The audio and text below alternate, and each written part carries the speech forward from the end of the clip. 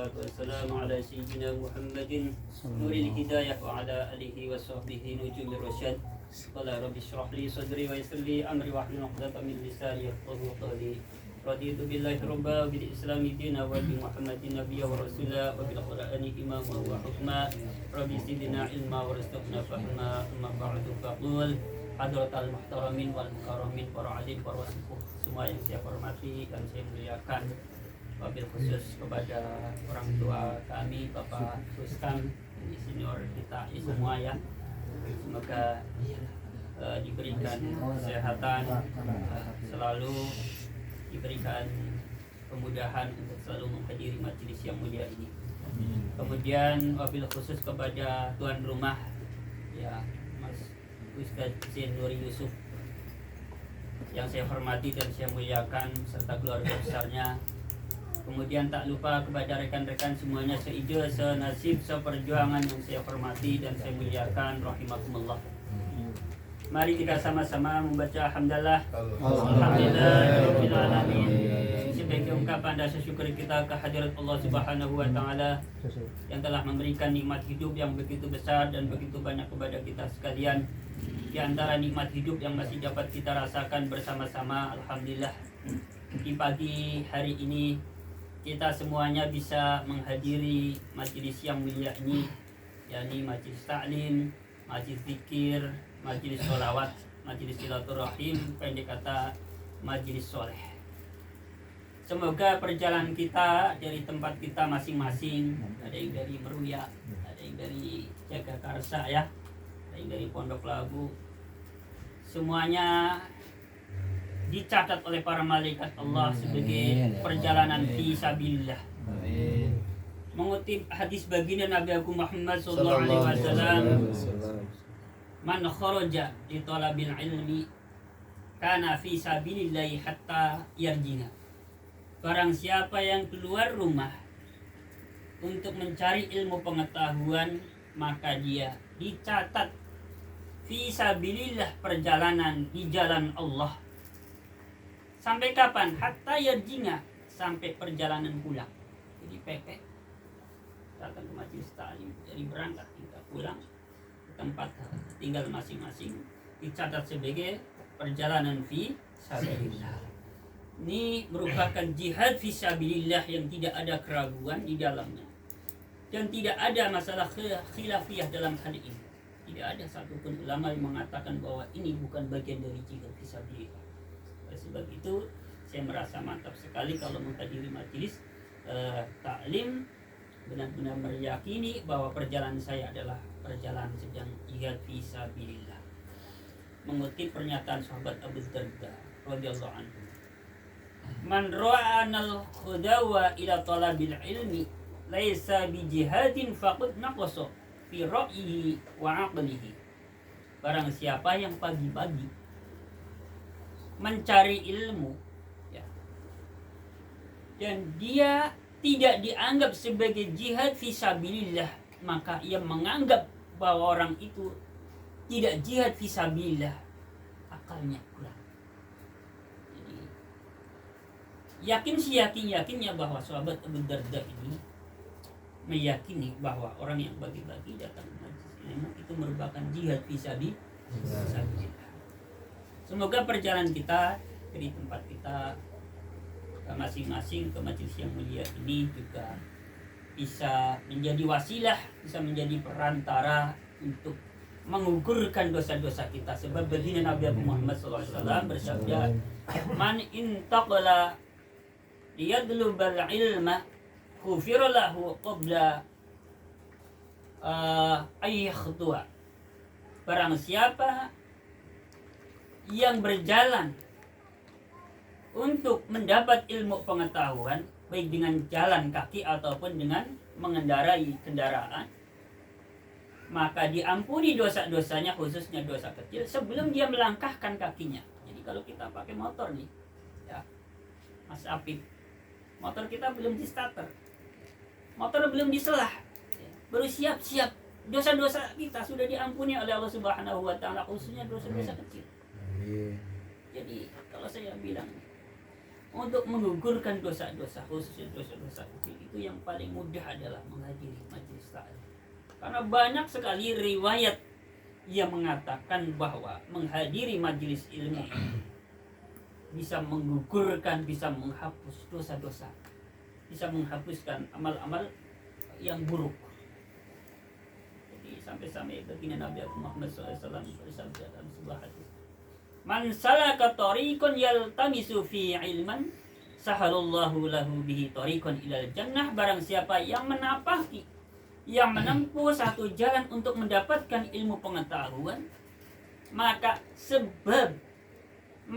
dengan wasilah, maka dengan perantara perjalanan yang ia tempuh untuk mendapatkan ilmu pengetahuan, kelak Allah akan memudahkan dia perjalanan untuk memasuki surganya Allah Subhanahu wa taala. Jadi dengan kata lain, kalau kita datang ke majelis ilmu itu sama saja kita ini sedang mengambil tiket surga. Ya, sedang mengambil tiket surga. Kalau kita sudah memiliki tiket untuk memasuki surganya Allah, maka supaya kita bisa masuk, tiket itu jangan sampai hilang.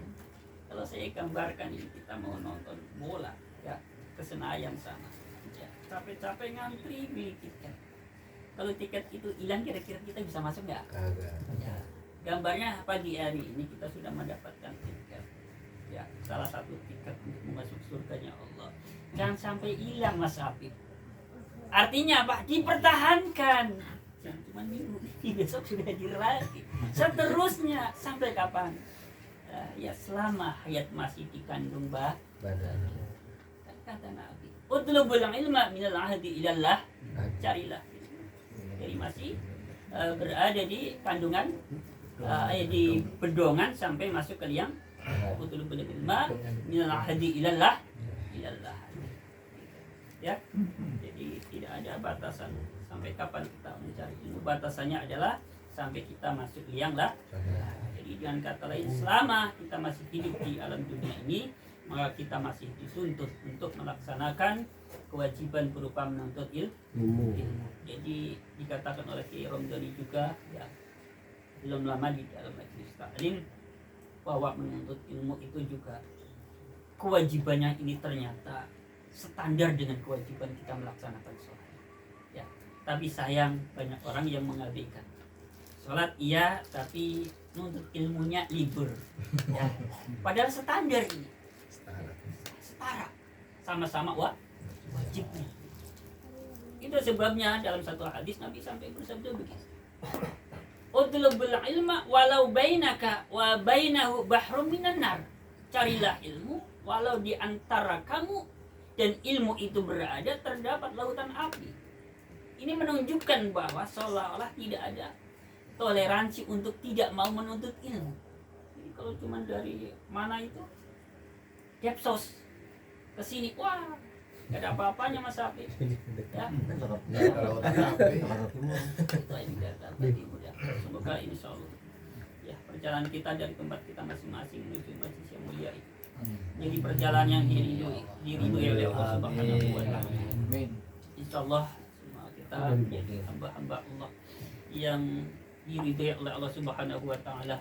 Di Sayyid Ahmad bin Athaillah dalam kitab Hikam menjelaskan bahwa ketika kita ingin tahu sebenarnya kita ini termasuk seorang hamba yang diridhoi oleh Allah atau bukan, maka lihatlah apa yang kita kerjakan.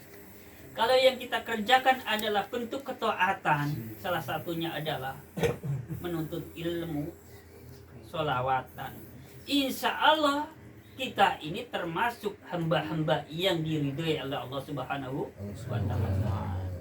Dan jika yang kita kerjakan ini adalah salah satu bentuk kemaksiatan, maka itu tandanya bahwa Allah ini sedang murka kepada kita. Kalau kita ingin tahu, kita ini termasuk golongan yang mana? Golongan yang diridhoi atau golongan yang dimurkai? Lihat saja apa yang kita kerjakan. Salawat serta salam semoga tersanjungkan pada baginda Nabi Muhammad sallallahu alaihi wasallam. Ini sedikit saya masih berbicara seputar tentang majelis taklim, ya, untuk menyemangati kita semua, ya. baginda Nabi Agung Muhammad sallallahu alaihi wasallam bersabda begini, alaikum bimujalasatil ulama'i wastima'i kalamil hukama'i fa innallaha yuhyil qalba al-mayyita binuril hikmati kama yuhyil arda al-mayyitata bima'i matorin. Hendaklah kalian duduk di dalam majelisnya para ulama dan mendengarkan perkataan orang-orang ahli hikmah, karena sesungguhnya Allah menghidupkan hati yang mati itu dengan nurnya, dengan cahayanya ilmu pengetahuan, sama halnya Allah menghidupkan bumi yang mati dengan air hujan. Ya, semoga hati kita senantiasa dihidupkan oleh Allah Subhanahu wa taala. Supaya apa? Kalau hati kita hidup, maka akan sangat mudah untuk mengerjakan ketaatan kepada Allah dan Rasul. Sebab madorotnya, dampak buruknya ketika hati seseorang mati, maka imtana'atil a'da'u an ta'atillah, seluruh anggota tubuh kita ini dari mata, tangan, kaki, semuanya akan menolak untuk mengerjakan ketaatan kepada Allah apabila hati kita sudah mati. Ibaratkan hati kita ini, kalau kita menggambarkan dengan HP ini setrumnya, ya, HP nggak ada baterainya sebagus apapun, mau yang harga 5 juta, 10 juta, nggak ada setrumnya. Hidup nggak? Nyuk sampai jari kita lecet, kayaknya nggak akan ya bisa. Ya, makanya supaya hati kita hidup, bisa mengerjakan ketaatan kepada Allah, bisa sholat jamaah dan lain-lain, dihidupkan dulu. Nabi pernah berpesan kepada sahabat Ali, ya Aliyu, man farqa minal ulama'i mata qalbuhu wa amiya an ta'atillah li'anna hayatal qalbi al-ilm. Wahai Ali, barang siapa yang menjauhkan diri dengan para ulama, maka hatinya bisa mati dan buta dari ketaatan terhadap Allah, tidak mengetahui bagaimana caranya taat kepada Allah. Karena sesungguhnya yang membuat hati kita ini menjadi hidup adalah ilmu. Jadi supaya hati kita hidup, maka hati kita harus diisi dengan ilmu pengetahuan. Jadi bahayanya orang yang jauh dari majelis ilmu, jauh dari ulama, ini akan mendapatkan 3 ujian. Dalam hadis Nabi disebut, sayati zamanun ala ummati yafirruna minal ulama'i wal fuqaha'i wa yabtalihumullahu bi thalathi baliyatin ulaha yarfa'ullahu al-barakata min kasbin wa thaniyatu yusallitullahu ta'ala alaihim sultanan zaliman wa thalithatu yakhrujuna minad dunya bi khairi iman. Nauzubillah min dzalik. Kata Nabi, kelak akan datang satu zaman atas umatku di mana mereka menjauhkan diri dari para ulama dan orang-orang ahli fikih, tokoh-tokoh agama, orang yang memahami, memperdalami ilmu agama. Maka Allah akan memberikan 3 ujian kepada mereka. Ujian yang pertama, Allah akan mengangkat, mencabut keberkahan usahanya. Jadi mau usaha apa saja, bisnis apa saja, tidak ada keberkahan di dalam hidupnya kalau orang itu berani menjauhkan diri dengan para ulama, jauh dari majelis ta'lim. Ujian yang kedua ini, mereka akan dikuasai oleh para pemimpin-pemimpin yang zalim. Jadi apabila di antara kita ada yang melihat seorang pemimpin yang zalim menurut kita, jangan pemimpin yang disalahkan. Awalnya kita, dari kita. Bagaimana? Karena kita ini kebanyakan sudah jauh dari ulama. Maka Allah menurunkan, Allah memberikan seorang pemimpin yang zalim. Tapi jangan pemimpinnya langsung disalahkan. Kita koreksi diri. Bagaimana kedekatan kita terhadap para ulama. Nah ini yang tiga. Naudzubillah min dzalik, jangan sampai ujian yang ketiga ini menimpa kepada kita. Yakhrujuna minad dunya bi ghairi imanin, orang yang menjauhkan diri pada para ulama akan keluar dari dunia atas, alias meninggal dunia dalam keadaan tanpa iman, tidak membawa naudzubillah min dzalik. Ya Allah, kita sudah Islam dari kecil, beri nama aja namanya Islam, Muhammad Sinuri Yusuf, Muhammad Salam dan sebagainya, Islam Bang.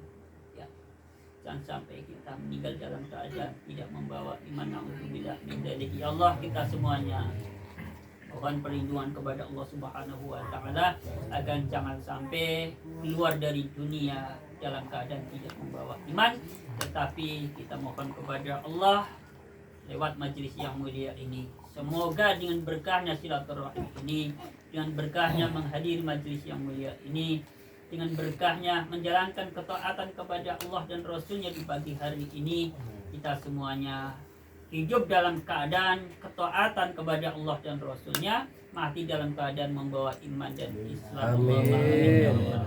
Saudaraku rahimakumullah, semua yang saya hormati dan saya muliakan. Jam berapa ini? Masih aman ya? Masih aman. Saya masih lanjutkan sedikit tentang berkaitan dengan ilmu ya. Saudaraku rahimakumullah,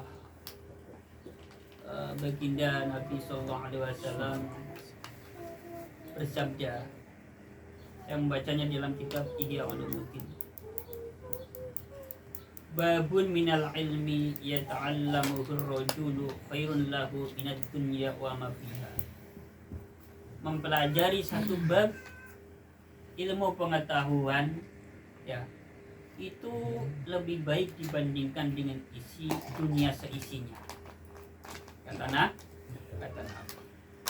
Jadi sebaik-baiknya amal ibadah, sebaik-baiknya amalan untuk menghapus dosa-dosa kita, tentu setelah rukun Islam seperti sholat, puasa Ramadan ya. Setelah rukun Islam adalah mendatangi majelis ilmu.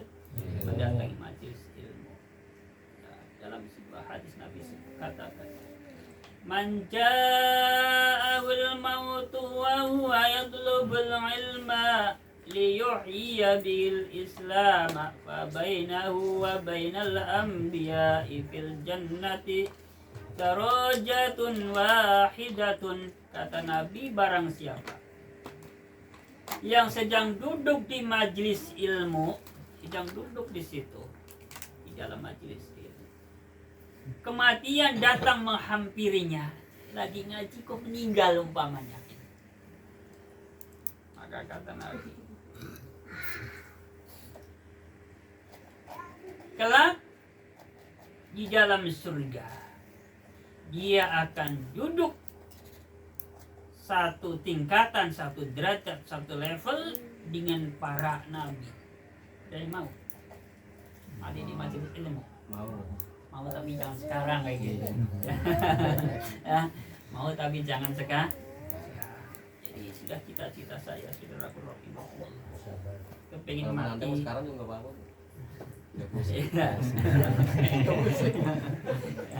Ya. Cita-cita saya dan insya Allah cita-cita kita bersama mati sedang duduk di majelis ilmu atau sedang zikir. Jangan sampailah kita mati sedang dugem ya. Ya, naudzubillah min dzalik. Mati sedang lagi asiknya kayak gini. Tangan ke atas, pluk, naudzubillah. Ya sesekali, tapi tolong diingat-ingat kalau misalkan kita sedang happy sejenak, tolong saat itu juga kita di hati kita ingat kepada Allah Subhanahu wa taala. Terkadang saya juga secara lisan senang-senang, tapi di hati tetap ada sebuah ketakutan. Takutnya lagi senang-senang kayak gini secara lahir mati. Jadi lisannya kelihatannya senang, bergurau, bercanda, tetapi dalam hati ada ketakutan, takutnya mati dalam keadaan seperti ini. Iya, semoga dengan kebiasaan yang kita laksanakan, yakni mendatangi majelis ilmu, sholawatan dan sebagainya, insya Allah kita semua mati dalam keadaan sedang mengerjakan ketaatan kepada Allah Subhanahu wa Ta'ala. Ini berkaitan dengan seputar ilmu dulu. Ya, saya lanjutkan membaca kitab hikam, tapi saya di urutan di halaman ke 39 maupun